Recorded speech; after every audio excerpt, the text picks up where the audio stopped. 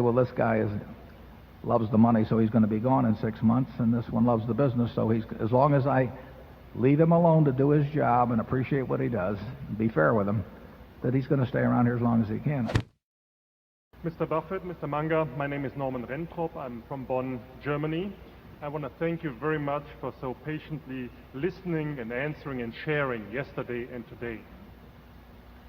And I'm a shareholder since 1992, and this is my first meeting. I came here being inspired by Robert Miles' book, 101 Reasons to Own Berkshire Hathaway.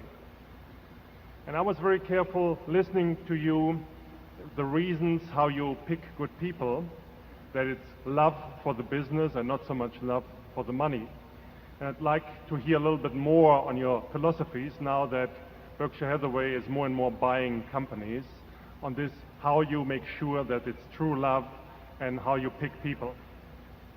It's a terrific question. I don't know exactly how to answer. Maybe Charlie will think of it while I'm stumbling around, but I think I can do that quite well, but I don't know of any way to give somebody else a set of questions to ask, or, you know, I don't know how to tell someone else how to select managers using those criteria. Do they love the business or do they love the money? It's very, very important. I mean, it's crucial because well, we see it all the time. I mean, you've got people around who love the money, and you see them in public companies and doing things that, you know, we wouldn't want to have associated with us. And on the other hand, if they love the business, and I'll tell an owner this. I will say to him, "You built this business lovingly for 50 years, and maybe your parents before you, maybe even your grandparents. One of these businesses we're buying is fourth generation." And the clincher, in fact, I used it with Jack Ringwald back in 1967. I said to Jack, who would build it over a long period of time, "Do you want to sell this? You know, you want to dispose of this, your creation, your painting, or do you want some 26-year-old trust officer to do it the day after you die?" And the thought of who was going to handle this masterpiece, which he'd created himself, was important to him. And I tell him, you know, if they want to put it in our museum, you know, we will make sure, A, it doesn't get resold, that it gets the proper respect, and that you can keep painting it. You know, we won't come in and tell you to use reds instead of yellows or anything like that. So even though it's a masterpiece now, you can keep adding to it. So we like to think that we're the Metropolitan Museum of businesses, and that we can get really outstanding creations to reside in our museum, but we've got to deliver the kind of museum to these painters of businesses, in effect, that we would want if we were doing the same sort of thing. To some people, that doesn't mean a damn thing. I mean, all they want to do is auction their business, you know, and they probably cheat on their figures a little in the last year or two before they sell it to dress it up, and they do all kinds of things. And they employ some investment banker who pretends that, you know, he's getting bids from other people to jack it up some more, and all. It's, you know, that's standard procedure for a lot of people. We have no interest in buying in with them at any price because we don't want to be on the other side of the table, you know, for the rest of our lives with somebody that's going to do that.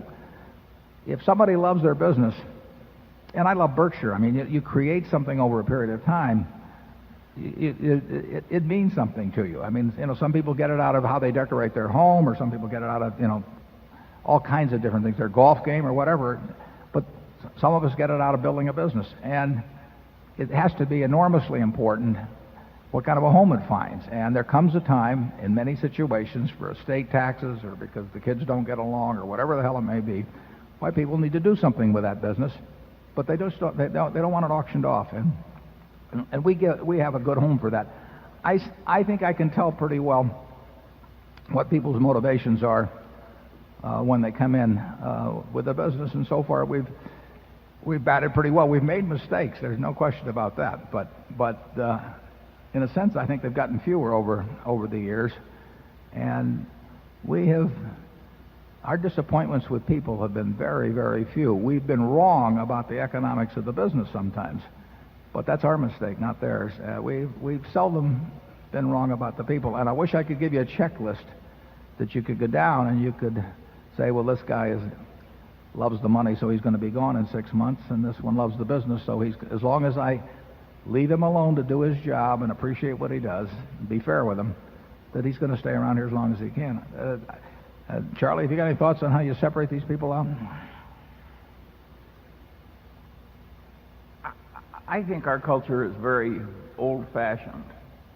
In other words, I think it's Ben Franklin and Andrew Carnegie, and it's very old-fashioned. And what I think is amazing about Berkshire is how well these very old-fashioned ideas still work. Can you imagine Andrew Carnegie calling in a compensation consultant or an investment banker to tell him whether he should buy another steel mill or... No, we don't get imitated much. I mean, we're imitating, the behavior of a period that has been gone for a long time, but I don't see... A lot of the businesses we buy are kind of cranky like us and old-fashioned. And I hope we continue it that way. They're sitting out there, Charlie. Yeah. Well, but I think the businesses do have standards. Seas has standards. It has its own personality, but maintaining standards is a huge part of it. Charlie hit on one thing in terms of the idea of asking investment bankers or somebody to evaluate the businesses you're going to buy. I mean, that strikes us as idiocy. If you don't know enough about a business to decide whether to buy it yourself, you better forget it. It does not make sense. You bring in somebody who's going to get a very large check if you buy it and a very small check if you don't. That displays a faith in human nature that would strain Charlie and me. It's a key point what you raise, and frankly, if I think there's anything we're good at, I think we're pretty good at what you're talking about there. It's an important part of capital allocation because we are not in a position to manage the businesses ourselves, and we want management as well as the business, and we've gotten it, and we've gotten it in spades from people that stay on and have done a terrific job for us, and it makes life a lot easier too.